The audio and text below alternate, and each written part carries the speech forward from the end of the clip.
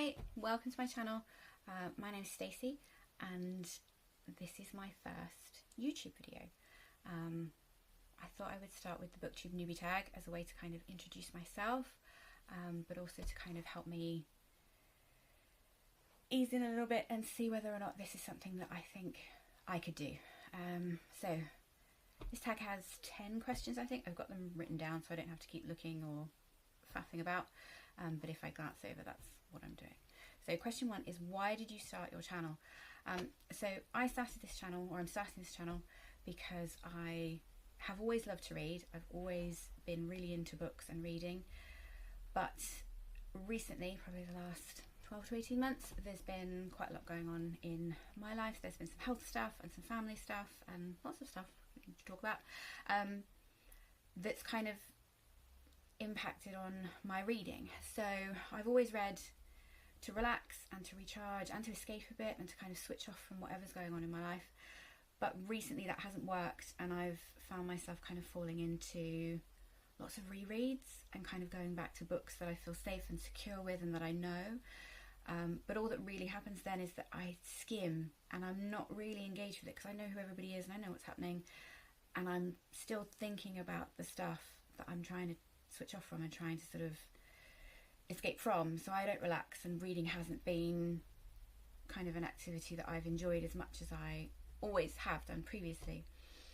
So I've been trying to make an effort to select books that I haven't read before, perhaps from writers that I don't know or genres that I haven't tried as much of, in order to kind of get back into that and kind of reignite that enjoyment that I've always had from books previously. And this kind of seemed like a really good way to give myself the chance to talk about some of those books and think more about what I'm reading, but also to kind of hold myself accountable a little bit. If I read the same thing over and over and over again, that's going to become really apparent when I'm trying to record a video and just holding up the same book every single time. So that's the theory. The theory is sound. So question 2, what fun and unique things do you bring to... Okay, so I've seen lots of videos doing this tag. I watched quite a few previously. I've been watching Booktube for years, and I went back and watched quite a few of them getting ready for this. And this question, I think, thankfully, seems difficult for everyone, so I don't feel too outside of the norm. It's really hard to think of yourself as unique. It's really hard to think about what you do that nobody else does. And I don't think there is anything that I do that nobody else would do. So I suppose the only thing that you do is your own take on the books that you're reading. The books that I choose and my views on them will be, they'll be unique to me. I suppose in terms of fun and unique, I do read quite a lot of non-fiction, and some of the non-fiction genres that I read I don't see discussed a huge amount on Booktube, and there might be a really good reason for that. It might be that nobody is even the slightest bit interested, but I'm interested, and so I'll have a lot of fun talking about them. Hopefully other people join in and are interested too. So question 3, what are you most excited about? I'm most excited about the idea that this might help me get my reading back on track and get back to reading the amounts and the variety that I always have done previously. Like I said, this is a really recent slump for me and I haven't enjoyed it. So I'm quite excited about getting back to all the books out there that I want to read and that I haven't had a chance to get to yet. And talking about them, hopefully, with other people who've read them and have thoughts and ideas about them that allow me to see them in a different way and kind of get more out of them than you just get when you're reading a book and taking it in and having your thoughts sort of in a vacuum. Question 4 is, why do I love to read? Oh my goodness. I just do. That's not a very complicated or nuanced answer. For as long as I can remember, there have been books in my life and in my day-to-day activities and routines. Reading is something that just happens every single day for me. I don't remember a time when I didn't read at all, and I've always loved it because it allows me to go places that I might not get to go and meet people and sort of understand the way other people might think or experience things that go beyond what my experience is. And that's so exciting. Every time you pick up a book, you're going to meet somebody new, and you're going to see their perspective on things, and go places that you haven't had a chance to go to, and do jobs that you haven't had a chance to do, and experience, you know, loss and achievements and all kinds of things that you can't do yourself. And that's, you know, it's just limitless opportunities that come with a book, and I love that. Question 5, what book or series got you into reading? So what I noticed when I was watching back on some of the Booktube Newbie Tags is that I may be slightly, only slightly, older than some of the Booktube community. And a lot of the answers to this question were Harry Potter. But I'm of slightly more mature years, and I was working by the time Harry Potter was being published. So that's not the period of time when I came into learning about books and enjoying reading. So I suppose, going all the way back, my earliest memories of reading is reading with my dad. My dad's a big reader, and he encouraged us to read a lot. He worked in the city when I was younger, and that meant really long commutes. So he would leave the house before I got up in the morning, and he would frequently get home after I'd gone to bed at night. So he always made a real effort to spend time with us when he was around. So in the evenings when he did get home in time for bedtime, he would always do bedtime stories, and we read at bedtime religiously. He would record his voice onto cassette tape so that I could listen to him read on the evenings when he didn't make it home in time. And at the weekends, he would take us to the library or to the bookstore. My mum isn't a huge reader, but she also really encouraged reading. So whenever we were out shopping, she would always make time to go to the bookstore or to the book department. If we were in like a sort of a department store or bigger shop, we would always stop off and have a look at the books. She always encouraged magazines and anything that I wanted to read, comic book wise or anything like that. So there were always books around, and my dad introduced me to reading larger chapter books fairly early on.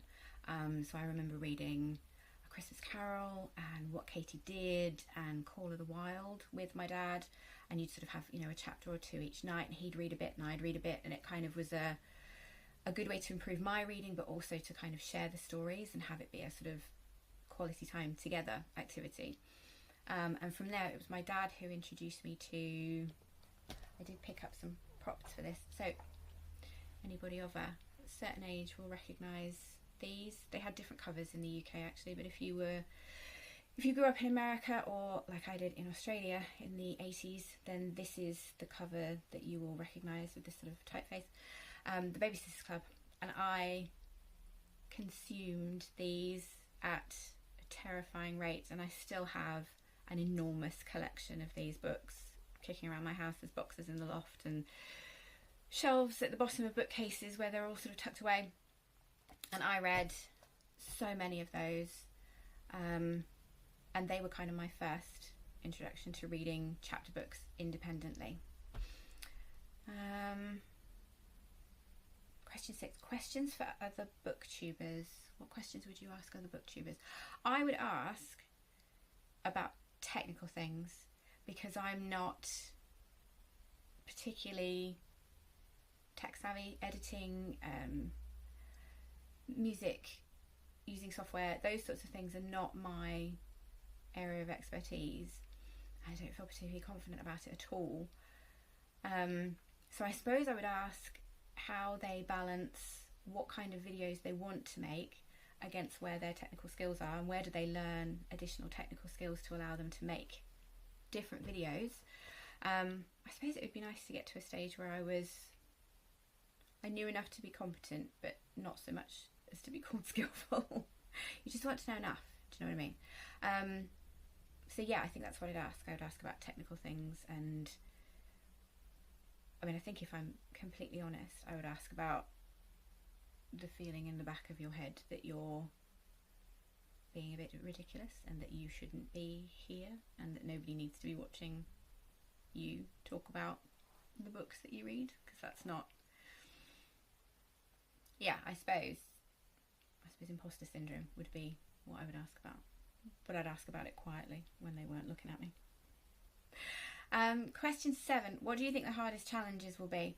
I think the editing is going to be, I mean, it might not be. I might just do one take messes and stick them out into the world and everybody else has to deal with them.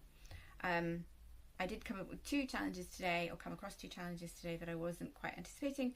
The first one was lighting. I've come up to like the quietest corner of my house in order to do this relatively uninterrupted. But it turns out the quietest corner of my house is also the darkest corner of my house. And as I wear glasses for reading, and I'm trying to read these questions, I had to kind of work out how to not have glare from any additional light that I added, whilst also not sitting in shadow, which I don't know that I've particularly managed, and it's going to be a work in progress. But yeah, that was something. The other thing I didn't factor in challenge-wise was the dog. We have a gorgeous dog. She is my absolute bestie.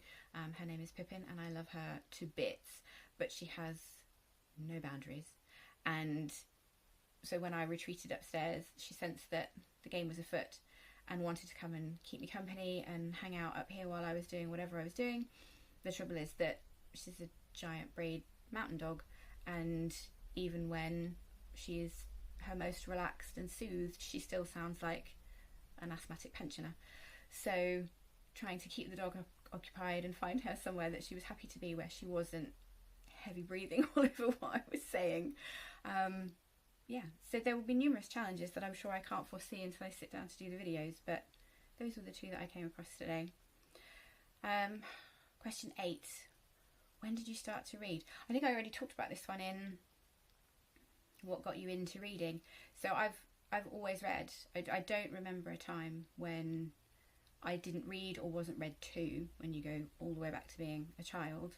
Like I said, and audiobooks have always been a part of my life, because Dad would record himself and leave me cassettes of him reading me stories for when he wasn't around. So there's always been stories and books, and reading have just always been there. So I don't remember when that wasn't a thing. Question 9, where do you read? I mean, the easy answer to this is everywhere, because when you are an audiobook person, you can be doing anything and you can be anywhere. And as long as you have your phone, you can have, you know, there are so many apps where you can listen to audiobooks and have books with you all the time. I suppose the more accurate answer is where I read physical books, which I think is what the question means. In bed, or here in my little tucked away little armchair. I just think reading in bed is, I think it's my longest running act of self-care, is big snuggy jammies and a huge duvet and a mug of tea or hot chocolate or something of that ilk, and getting to the end of the day and drawing a line in the sand and going, I'm not doing anything else. If anybody else wants me, they're going to have to wait until tomorrow. And retreating to bed with a book is, yeah, it's just a defiant act of selfishness that I embrace on a daily basis.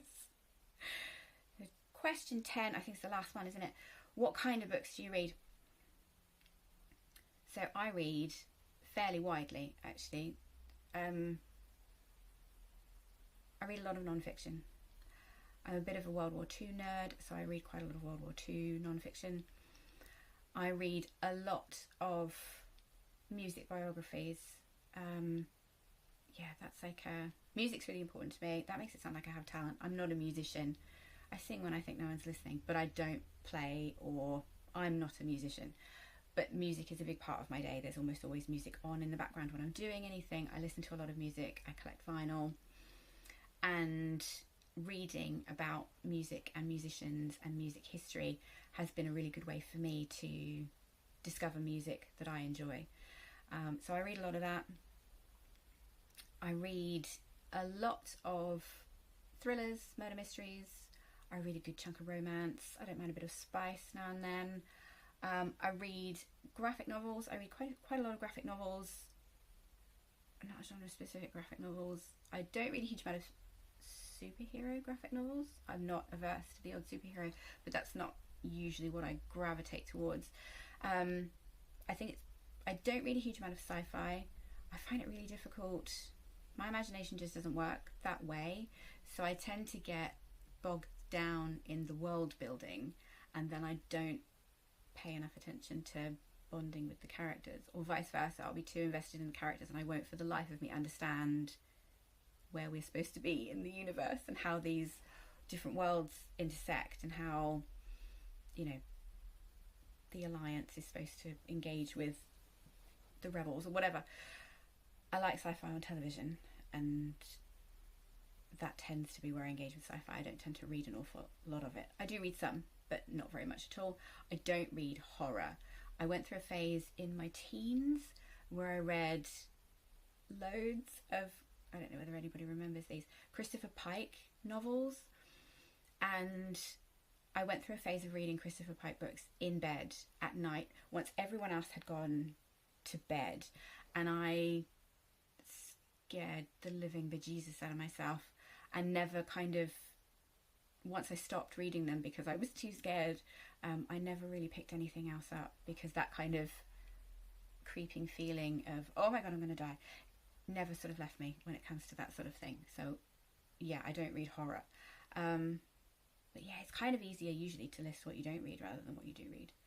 But yeah, I like to read all sorts of things. So there we go, that's 10 questions.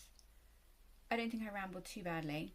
I am really aware, as I wrap this up, that I've spent the entire time touching my face, which I will endeavour not to do as much moving forward, but I probably will do all the time, because I know that I do it all the time generally. And I imagine that if I tried to stop doing something that I do subconsciously, I'll look and feel even more awkward and weird than I think I do at the moment. So there we go. I hope that wasn't too rambly. Thank you for watching, and hopefully there'll be more as we go along and see whether or not I can find anything else to say about the other books that I'm reading. So thanks very much. Bye bye.